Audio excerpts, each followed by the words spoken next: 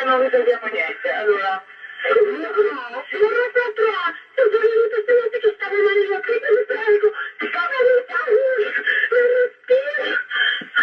Olá, bem-vindos ao canal. Uma vez por semana eu conto histórias de crimes reais, principalmente ocorridos na Itália, mas de outros países também. Vamos para o caso de hoje. Vale d'Aosta é a menor das 20 regiões da Itália e a menos habitada. Fica no noroeste e faz fronteira com a França e a Suíça.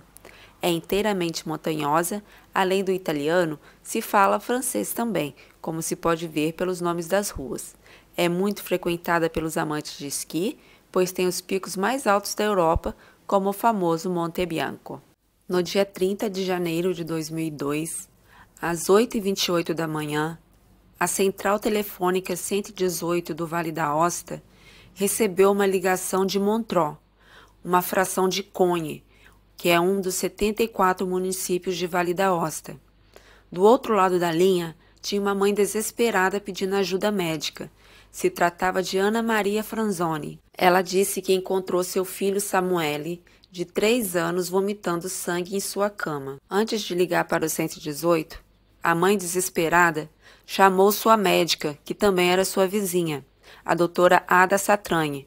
Ela e uma outra vizinha de Ana Maria foram as primeiras a chegarem no local.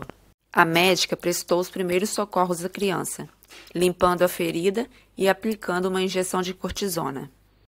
Após 20 minutos da ligação de emergência, o Dr. Leonardo Ignazzi chegou no local de helicóptero. Ele encontrou Samuele no chão, coberto com cobertor e uma grande faixa enrolada em sua cabeça, o que imediatamente deixou o médico perplexo, pois para o 118, Ana Maria disse que a criança estava vomitando sangue, mas o médico constatou que, na verdade, ele apresentava um ferimento profundo na cabeça, com massa cinzenta vazando. O médico entubou a criança, que já estava em coma, deixou ele aos cuidados dos paramédicos e foi até o quarto do casal. Ele queria entender o que tinha acontecido. A cena que ele presenciou impressionava. Tinha sangue na cama, na parede, na cabeceira da cama, no chão e até no teto. O médico imediatamente chamou a polícia, porque ele sabia que Samuele tinha sido violentamente agredido. Stefano Lorenzi, o pai da criança, conseguiu chegar antes de levarem ele para o hospital. Desesperado, ele dava punhos no chão. Não conseguia acreditar no que estava acontecendo com seu filho. Instantes antes do helicóptero partir com Samuele, Ana Maria se aproximou do marido sem lágrimas, quase petrificada, e perguntou para ele: "Você me ajuda a ter um outro filho? E me leve embora desse lugar? Eu quero voltar a viver em Bolonha." Durante essas perguntas, Samuele ainda respirava. Um policial que estava próximo ao casal ouviu tudo e anotou em seu bloco de notas. Lamentavelmente, às 9h55, Samuele foi declarado morto. A autopsia estabeleceu pelo menos 17 golpes com um objeto contundente como a causa da morte. Microtraços de cobre foram encontrados na cabeça da vítima, sugerindo que na agressão foi usado um objeto composto por aquele metal. A arma do crime nunca foi encontrada. Além disso, foram constatados ferimentos leves nas mãos que sugeriam uma tentativa extrema de defesa. Durante o interrogatório que Ana Maria foi submetida após a morte de Samuele, ela declarou que por volta das 8h16 ela saiu de casa com o filho mais velho e o acompanhou até o ponto de ônibus escolar, que ficava a uns 300 metros de casa. Antes, porém, ela disse que levou Samuele para o quarto do casal, porque naquela manhã ele tinha acordado fazendo birra e o deixou na cama bem coberto com um edredom, lhe deu a chupeta e depois ligou a televisão para que ele não percebesse a sua breve ausência. Ela disse ter ficado 8 minutos fora da casa e, quando voltou, foi direto ver Samuele. O quarto estava semi-escuro e ela notou que o edredom cobria completamente a cama. Ela achou que ele se escondeu para dar um susto nela em forma de brincadeira. Mas no mesmo momento, ela ouviu um suspiro estranho. Levantou o edredom e gritou o nome do filho. Para ela foi um baque no coração. A sua respiração começou a falhar. Ele estava ali parado, apenas suspirando, com os olhos semiabertos, o rosto pálido e muito sangue ao seu redor. Ele tinha uma ferida grande e profunda na cabeça. Desesperada, ela ligou para sua vizinha, que também é sua médica psiquiatra, Ada Satranha, e disse para ela se apressar, porque Samuele estava perdendo muito sangue pela boca, e imediatamente depois ela ligou para o 118 e em seguida para a empresa onde o marido dela trabalhava. Ela disse para a secretária que atendeu o telefone que Samuele estava morto. Mas durante a ligação, o helicóptero ainda nem tinha chegado com a ajuda médica. Daniela Ferro foi a primeira pessoa a entrar na casa da família Lorenzi, pois ela estava na varanda de sua casa quando ela foi chamada por Ana Maria. Em depoimento, ela descreveu a cena do crime. Disse que entrou no quarto de Ana Maria e Stefano e viu Samuele deitado na cama, com o rosto e a cabeça cheios de sangue. Ela pôde ouvi-lo gemendo, fazendo sons, abrindo e fechando os olhos. A criança estava de pijama e estava completamente descoberta, pelo menos até os joelhos. O edredom que cobria a cama estava deslocado do lado direito da cama de casal. Quando ela entrou no quarto, Ana Maria imediatamente disse para ela apressar a doutora Alda. Ela disse que Ana Maria estava de pé perto da cama e não tocou a criança. Ela estava olhando para o filho e não estava chorando. Ela achou que talvez Ana Maria estivesse em choque. Daniela, então, se dirigiu para a casa da doutora Alda. Mas no caminho, ela percebeu que o carro da doutora já estava se aproximando da casa. Em seguida, foi a doutora Alda dar seu depoimento. Ela disse que às 8h27 recebeu uma ligação desesperada de Ana Maria, pedindo para que ela fosse imediatamente até a casa dela, porque Samuel estava sangrando muito pela boca. E logo em seguida, Ana Maria exclamou que o cérebro dele estava explodindo. A doutora disse que foi para a casa de Ana Maria, acompanhada por seu sogro, e que assim que chegaram, encontraram a criança numa poça de sangue com uma grande ferida no osso frontal do lado direito da cabeça e que era uma lesão aberta muito importante, de onde saía matéria cinzenta. Ela disse que a sua primeira impressão era de um aneurisma cerebral e que em nenhum momento passou pela sua cabeça que poderia ter sido uma agressão na pacata conha, principalmente com uma criança. Em um segundo depoimento, a doutora detalhou a cena do crime. Ela disse ter dado os primeiros socorros a Samuele, disse que ele estava deitado de costas na cama imóvel e gemendo baixinho e que estava parcialmente coberto. Estava vestindo pijama e o rosto e a cabeça estavam completamente cobertos de sangue e tinha 2 importantes feridas abertas visíveis, uma na cabeça e outra no olho esquerdo. Ela se aproximou da criança e pediu para Ana Maria providenciar uma bacia com água e pano limpo, para ela limpar o rosto de Samuele. Ela disse que a água da bacia ficou excessivamente suja de sangue quando ela torceu o pano que usou na ferida, e que foi necessário esvaziar a bacia no banheiro e encher novamente com água limpa. Ela aplicou cortisona e enfaixou a cabeça de Samuele. Depois disso, ela pediu para Ana Maria um travesseiro e um cobertor e levou Samuele para fora da casa para esperar o helicóptero. 40 dias após o crime, a mãe foi indiciada por homicídio e em 14 de março de 2002, ela foi presa sob acusação de homicídio voluntário, agravado pelo vínculo de parentesco. 16 dias depois, o Tribunal de Revisão de Turim ordenou sua liberação por falta de provas. 4 meses após Samuele perder a vida, Ana Maria ficou grávida, confirmando aquilo que o policial escreveu em seu bloco de notas. Ela anunciou sua gravidez em um programa de televisão. A notícia chocou os italianos. Ana Maria Franzoni era uma dona de casa, casada com Stefano Lorenzi, um perito eletrônico. Ela nasceu no dia 23 de agosto de 1971 em Bolonha, a maior cidade da região da Emília-Romana, que fica no centro-norte da Itália. Ela é filha de Giorgio Franzoni e Chiara Magliodzide. O casal teve 11 filhos e Ana Maria foi a terceira a nascer. O pai de Ana Maria construiu uma grande fortuna ao longo dos anos no setor da construção civil e do agroturismo. Ana Maria cuidava de seus irmãos e irmãs mais novos com muito cuidado. Depois de se formar em contabilidade em 1991, ela foi trabalhar como garçonete em um hotel no Vale da Ostra. Foi ali que ela conheceu Stefano, um entusiasta da montanha que passava férias ali com seus pais. Foi amor à primeira vista entre os dois. Eles noivaram e em 1993 eles se casaram. Na época do casamento, Stefano trabalhava como eletricista e já morava no Vale da Ostra. E Ana Maria parecia feliz por começar sua vida de mulher casada no encanto daquelas montanhas, daqueles bosques que seu marido tanto gostava. Em Montreux, uma aldeia de Conhe, eles construíram um chalé equipado com todo o conforto. Eles tiveram 2 filhos, Davide, que nasceu em setembro de 95, e Samuele, que nasceu em novembro de 1998. Ana Maria parecia ter encontrado um equilíbrio perfeito no papel de esposa e mãe.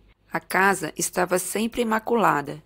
Não tinha um objeto fora do lugar. Bolos e biscoitos eram assados no forno para Davide, Samuele e seus amigos. Durante a investigação, inúmeras inspeções foram realizadas pelos investigadores dentro da casa. A arma do crime nunca foi encontrada. Mais tarde, foi hipotizado o uso de objeto contundente como uma concha de cobre ou uma leiteira. Com a ajuda do luminol, foram encontrados vestígios de sangue no pijama de Ana Maria, que foi encontrado parcialmente debaixo do edredom. Apenas algumas horas após o crime, a promotoria alegou que Ana Maria o teria usado no momento do crime, sendo esta a única explicação possível para as grandes manchas de sangue, fragmentos de ossos e matéria cerebral da vítima nas mangas do pijama. Outras manchas de sangue da vítima foram encontradas nas solas e dentro do tamanco de Ana Maria. Além disso, fora do quarto não foram encontrados vestígios de sangue atribuíveis a uma terceira pessoa. Além disso, segundo a acusação, Ana Maria era a única pessoa que poderia ter cometido o assassinato, no momento indicado pelos resultados da investigação. As pessoas que estavam na área no momento do crime não notaram nada de incomum e nenhuma pessoa suspeita. Segundo a defesa, o pijama não foi usado pelo assassino. Ele foi manchado durante o ataque porque estava em cima da cama. E que o verdadeiro assassino, vendo Ana Maria sair para acompanhar seu filho mais velho até o ponto de ônibus escolar, teria entrado na casa, inicialmente apenas para roubar ou forçá-la a ter relação íntima com ele. Mas quando ele encontrou Samuele, ficou assustado e começou a bater nele repetidamente e depois fugiu. Tudo isso em menos de 8 minutos, um período de tempo condizente com a dinâmica dos fatos declarados pela própria acusação, e sem deixar nenhum vestígio de sangue em nenhum outro cômodo da casa ou fora dela, e sem que Ana Maria, nem o motorista do ônibus escolar, nem ninguém percebesse sua presença. Nenhum objeto de valor foi roubado e nenhuma porta ou janela da casa foram arrombadas. A bolsa que Ana Maria costumava usar permaneceu na casa. Nada indicava que alguém a tivesse vasculhado ou tocado. Ana Maria inicialmente declarou que havia fechado a porta da casa quando saiu, especificando: "Fechei e me lembro muito bem disso". No dia seguinte, no entanto, ela mudou sua versão, pois um guarda florestal ouviu Stefano, marido de Ana Maria, dizendo a ela que não era favorável para ela alegar que tinha trancado a porta. Então ela disse que deixou a porta aberta porque, caso contrário, Samuel teria percebido que ela estava saindo de casa e deixando-o sozinho. De qualquer forma, nenhuma impressão digital ou traços orgânicos encontrados na casa foram atribuídos a uma terceira pessoa. Em 19 de setembro de 2002, o juiz de instrução do 2º Tribunal de Revisão de Turim emitiu uma ordem de prisão preventiva para Ana Maria. No entanto, a defesa fez um apelo à Suprema Corte e ela não voltou para a prisão. Em 31 de janeiro de 2003, o Tribunal de Cassação considerou que existiam sérios indícios de culpa contra a suspeita, mas devolveu novamente os documentos ao Tribunal de Reexame de Turim para que este procedesse com uma nova avaliação das necessidades cautelares. Em 10 de fevereiro de 2003, antes da chegada da nova decisão dos juízes de Turim, o juiz de instrução considerou que a necessidade cautelar deveria ser superada e revogou a ordem de prisão preventiva contra Ana Maria, que aguardou o julgamento em liberdade. A sentença de primeira instância foi no dia 19 de julho de 2004. A defesa escolheu a sentença abreviada, que é decidida com base nos documentos coletados pelo Ministério Público. Ana Maria Franzoni foi considerada culpada e condenada a 30 anos de prisão.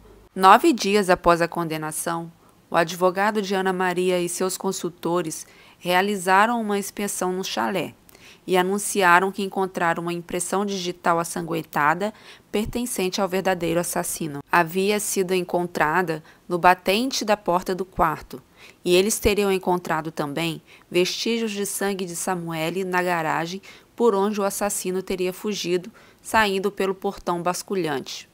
Apesar de, no dia do crime, os investigadores o terem encontrado regularmente fechado e sem qualquer sinal de roubo.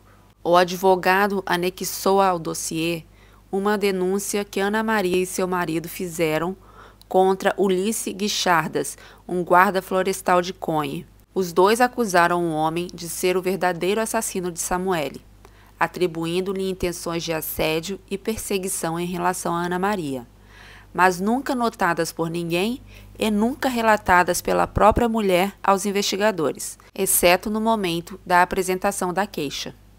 O homem foi repetidamente questionado ao longo dos anos e sempre forneceu a mesma versão, afirmando que havia sido acordado na hora do crime por um telefonema de seu pai pedindo-lhe para ir à aldeia abrir a mercearia de propriedade da família e que, portanto, ele havia passado a manhã inteira trabalhando na loja.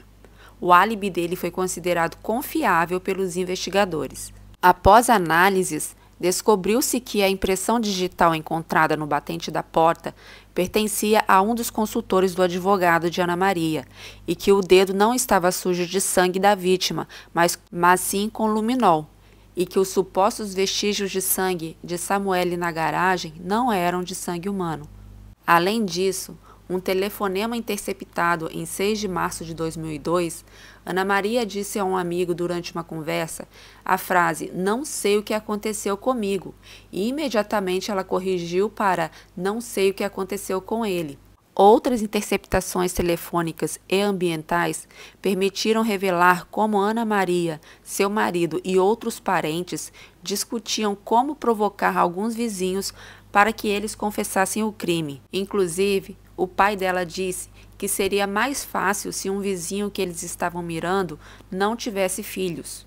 No decorrer da mesma conversa, o pai de Ana Maria chegou a argumentar que seria desejável que todos os vizinhos confessassem, referindo-se a 2 casais distintos e uma quinta pessoa.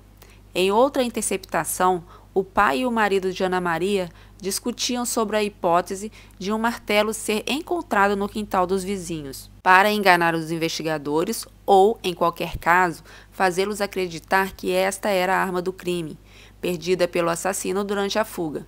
Após a acusação, Ulisses processou o casal por calúnia. Em 2009, teve o processo Conhe bis. 11 pessoas foram processadas: Ana Maria, seu marido, seu advogado e os consultores contratados por este último. Eles foram processados por calúnia e fraude processual. Em 2011 saiu a sentença, e os únicos condenados a 1 ano e 4 meses foram Ana Maria, por caluniar o guarda florestal, e o fotógrafo suíço Eric Durst, que fazia parte da equipe de consultores por ter deixado voluntariamente aquela impressão digital no batente da porta.